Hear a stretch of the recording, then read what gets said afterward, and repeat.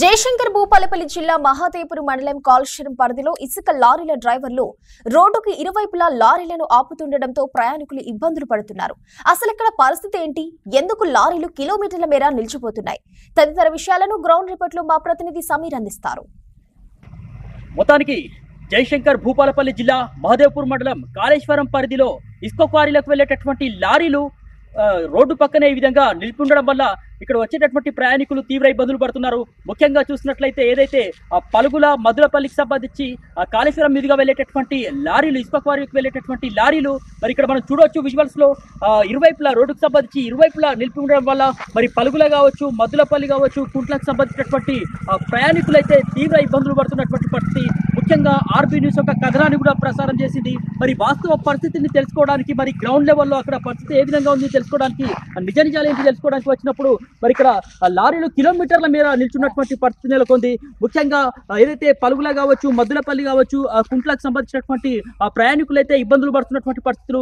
ముఖ్యంగా ఏదైనా అత్యవసర పరిస్థితి వస్తే గనక, మరి ఏదైనా అంబులెన్స్ కూడా రావాలంటే గనక మరి తీవ్రమైనటువంటి ఇబ్బంది నెలకొంది. దీనికి సంబంధించి మరి ఇప్పటికే మనం చూసాము దాదాపు కిలోమీటర్ల మీద 7 కిలోమీటర్లకు సంబంధించి కూడా ఇక్కడ లారీలు నిలిపినటువంటి పరిస్థితి నెలకొంది.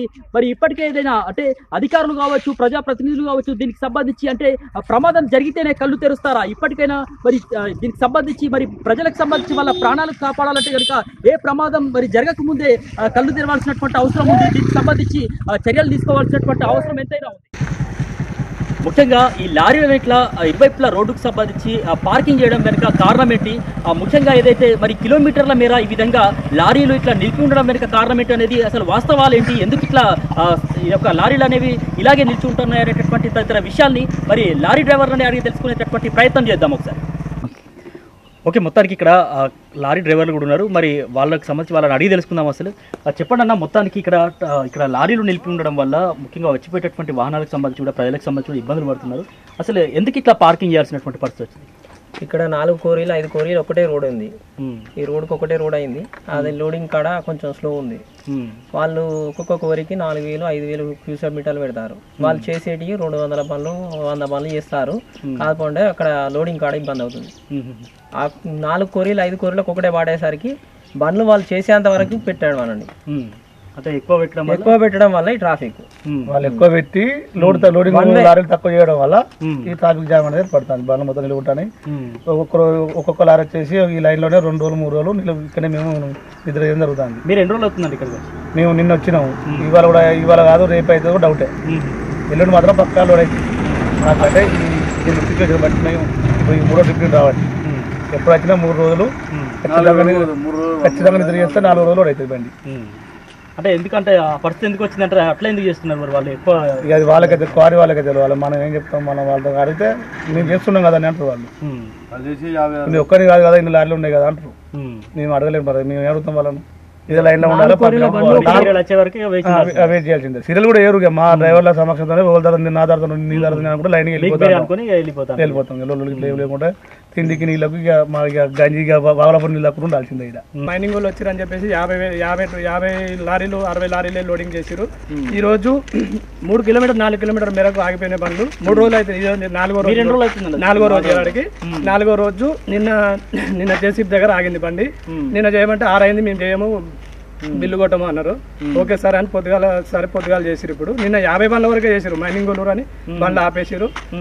లోపల ఇంకోటి ఏంటంటే 3 వాగులు ఒకటే దగ్గర అయినాయి. దేనికి ఒకటి పార్కింగ్ లేదు సరిగ్గా. కరెక్ట్ మనిషి ఉండి పార్కింగ్ పెట్టించుకుంటే అన్ని బండ్లు లోపలికి వెళ్ళిపోతాయి. సమస్య ఉండదు. పబ్లిక్ కూడా బైక్ పోనీకి కూడా లేదు. నిన్న మొన్న 2 గంటల వరకు అక్కడ మన కాళేశ్వరం పుష్కపల్లి 3 వరకు ఆపిరు. ఇప్పుడు ఇక్కడే ఆపిరు. బైక్ కూడా పోనీకలేదు. బైక్ వాళ్ళు వచ్చి అడ్డగోలుగా తిట్టడం జరిగింది. కట్టెలు తీసుకొని లారీలో అద్దలు కూడా వలగొట్టిరు. ఇది ఎందుకు మరి ఇట్లా చేస్తారు వీళ్ళు? 3 జాగ్ ఉంది ఆడ, పార్కింగ్ ఉంది. బండి ఊరు దాటితే పార్కింగ్ మస్తు ఉంది ఆడ. ఏడ పలుగుల 6 పలుగుల 5 గుండ్రాత్ పెళ్లిలో గ్రౌండ్ చాలా పెద్దగా అంటారు. ముఖ్యంగా మీరు కూడా ఇబ్బందులు పడుతున్నారు, అటు ప్రయాణికులు ఇబ్బందులు పడుతున్నారు. ఎందుకంటే వీళ్ళకు పబ్లిక్ వాళ్ళు తీసుకుపోయి ఏ వాగు వాళ్ళు తీసుకుపోయి అక్కడ పార్కింగ్ చేసుకుంటే బాగుంటుంది. దానికి సంబంధించిన వ్యక్తులు ఎవరు లేరు. మైనింగ్ వాళ్ళు టీఎస్ఎం తీసుకోలేము, డీడీ కొట్టేసి టైం అయిపోయిందని చెప్పేసి వెళ్ళిపోతారు. వీటికి పట్టించుకునేటోడు లేడు ఎవడు. చూసారు కదా ప్రజలరా, మొత్తానికి ఏదైతే ప్రయాణికులకు సంబంధించి ఇబ్బందులు పడుతున్నారు ఈ లారీలో నిలిపోవడం వల్ల, అదేవిధంగా ఇక్కడ డ్రైవర్ల పరిస్థితి కూడా చాలా దయనీయంగా ఉంది. ఎందుకంటే వాళ్ళు వచ్చి 2-3 రోజులైనప్పటికీ కూడా లారీ కదలనటువంటి పరిస్థితి. దాదాపు 7 కిలోమీటర్ల మేర ఈ విధంగానే లారీలు నిల్చున్నాయి. ముఖ్యంగా అటవీ ప్రాంతం కావడంతో వాళ్ళకు తిండికి అదేవిధంగా కనీసం తాగునీటికి కూడా మరి సౌకర్యం లేక అనేకమైనటువంటి అవస్థలు ఇక్కడ లారీ డ్రైవర్లు కూడా పడుతున్నటువంటి పరిస్థితి ఉంది.